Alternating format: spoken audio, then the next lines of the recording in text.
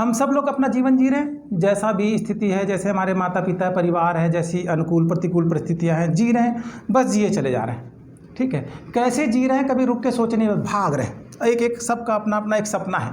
एक बच्चा पैदा हो रहा है, 3-4 साल की आयु नहीं हो रही, माँ बाप उसको सपना दे रहे हैं, कोई डांसर बनाना चाह रहा है, कोई टीचर बनाना चाहे, डॉक्टर का बच्चा तो उसको लगा दिया डॉक्टर बनाने में, उसकी अपनी कोई निजी ज़िंदगी नहीं है। तो वो जो मशीन जैसा जो जीवन चल रहा है ना, ये कहाँ लेके जा रहा है, कभी रुक के तो सोचो। और जी कैसे रहे हो, कैसे जी रहे हो, क्यों जी रहे हो। आप लाखों करोड़ों अरबों रुपए जिस दिन कमा लोगे ना, मैं यकीन से कहता हूँ जिस तरह से आप जी रहे हो ना, उस दिन वहाँ पर भी आप संतुष्ट नहीं रहेंगे।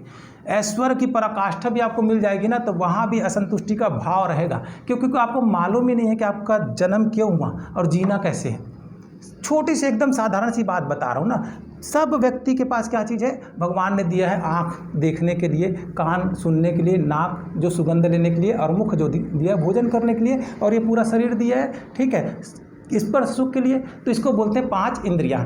हम जीते हैं 5 इंद्रियों से, और पूरा हमारा जितना भी श्रम पुरुषार्थ, ठीक है, ये सब लगा हुआ है किसके लिए, इन 5 इंद्रियों के भोग के लिए। हमको बहुत अच्छा चीज़ देखने को चाहिए, जरा भी खराब चीज़ देखे तो मन खराब हो गया। ठीक है, और जितने नकारात्मक व्यक्ति रहते हैं ना, खराब चीज़ों का वर्णन और बहुत जा के बताते हैं।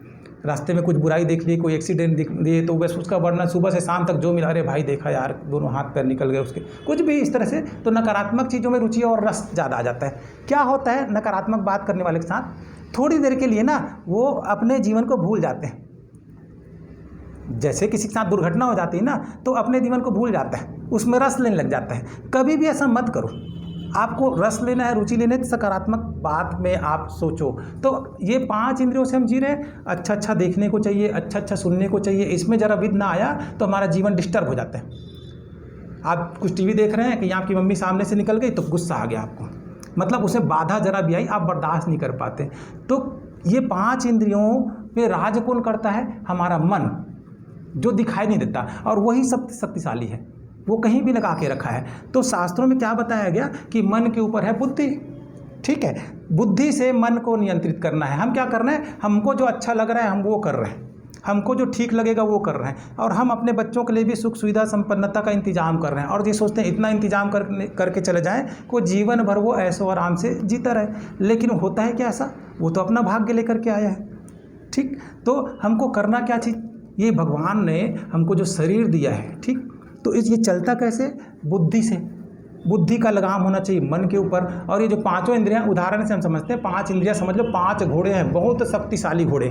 ठीक है, और वो एक रथ पे लगे हुए हैं, लेकिन उसका लगाम आपके हाथ में नहीं है, और वो घोड़े अगर दौड़ने लग जाए, अगर लगाम नहीं होगा और अलग अलग दिशा में भागे तो वो रथ टूट जाएगा। तो रथ क्या चीज़ है, आपका शरीर, और मन क्या है, लगाम। ये 5 इंद्रियां घोड़े। तो बुद्धि से मन को जब नियंत्रित करेंगे, तब आत्मा रूपी जो रथी है उसकी यात्रा संपूर्ण हो पाएगी। तो हम क्या कर रहे हैं, उल्टा काम कर रहे हैं, केवल इसके सुख के लगे हैं। और अगर हम बुद्धि से मन को नियंत्रित करेंगे तो हमारा लक्ष्य हमको पानी की तरह साफ दिखाई देगा, जीवन का उद्देश्य समझ आएगा कि ये केवल भौतिक सुख सुविधा संपन्नता प्राप्त करना ही जीवन का उद्देश्य नहीं है। नहीं तो सारे अरबपति शांति की खोज में हिमालय की तरफ क्यों जाते हैं। बड़ा सा बड़ा अरबपति आदमी या करोड़पति आदमी या दुनिया का सबसे संपन्न व्यक्ति भी ये सोचता है अब क्या करूँगा मैं। तो ये अभी से सोचिए कि अब क्या करेंगे, तो तब नहीं सोचना पड़ेगा। नहीं तो पूरा जीवन श्रम संसाधन में लगा दिए, अब जब सोचने समझने की शक्ति जब खत्म हो जाती है, दांत झड़ जाते हैं, है ना, आंत खराब हो जाती है, तब सोचते हैं कि हम ध्यान करें, तपस्या करें, भगवान के शरण में जाएं, तब तक तो सब कुछ निकल चुका।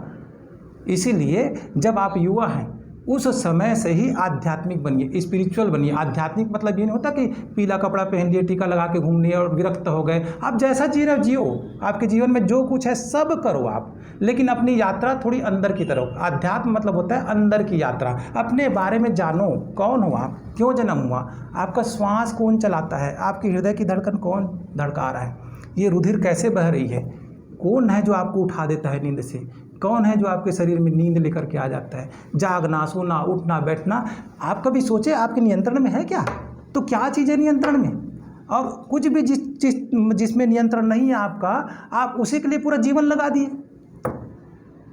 कभी सोचे कि कौन नियंत्रण करता है उसको जाने।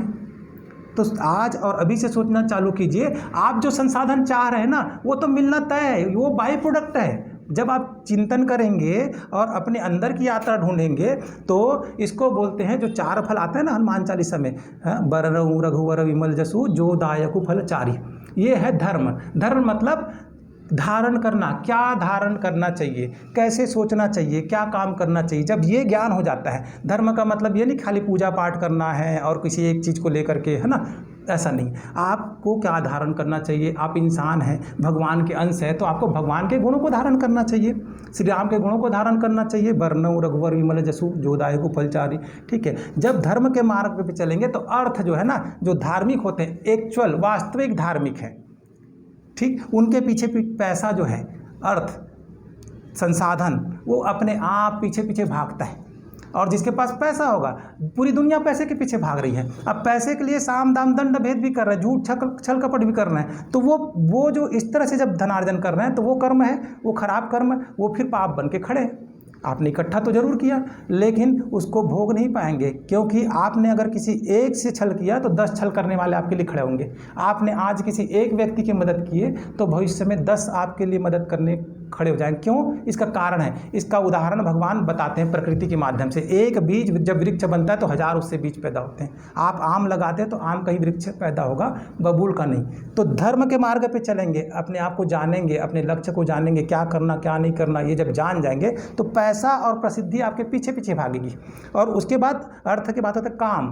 काम मतलब आपकी कामना पूर्ति हो जाएगी, और जब कामना पूर्ति हो जाएगी तो फिर बोलते हैं मोक्ष। मोक्ष मतलब जीते जी मोह से मुक्ति, जीते जी इतना संपन्न हो जाओ, इतना पैसा कमा लो, इतना ऐश्वर्य कमा लो कि आपको लोग माला लेके दौड़े आपके पीछे और भागो, आप नहीं चाहिए मेरे को, बस हो गया बहुत।